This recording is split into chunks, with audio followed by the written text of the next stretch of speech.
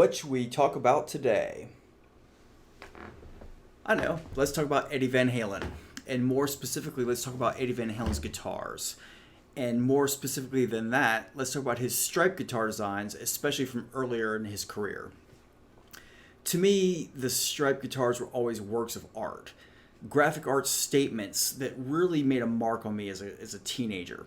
The first black and white guitar that appeared on the first album cover was a great design. And the weird dichotomy for me was the fact that Eddie would go to the trouble of designing this outlay and striping the guitar up to make a statement, but then would be so haphazard about some of the details. And that's something he always did throughout his career. What he did was he painted the guitar black and then striped it up with tape, repainted it white, and peeled the tape off to reveal the stripes on the guitar.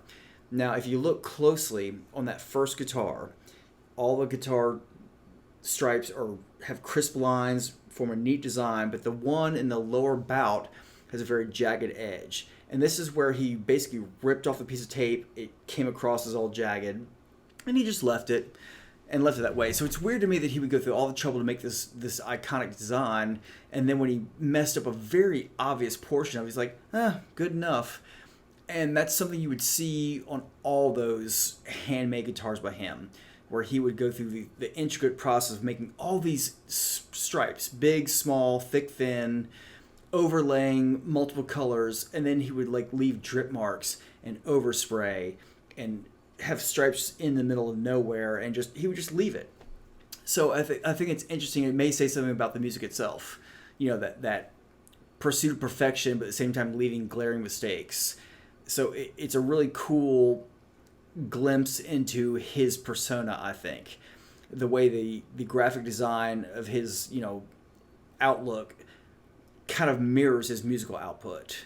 But here's a montage of some of the more rare guitars that he used over the course of his career. Of course, the 5150 and the Frankenstein and all the others, but there's several other striped guitars that just made glimpses here and there, maybe in photographs, maybe on stage for a tour or two, but they weren't the ones that he was really known for, and only the real fans are aware of these photographs and aware of these different guitars. But anyway, so here's a little parade of different Eddie Van Halen's striped guitar designs.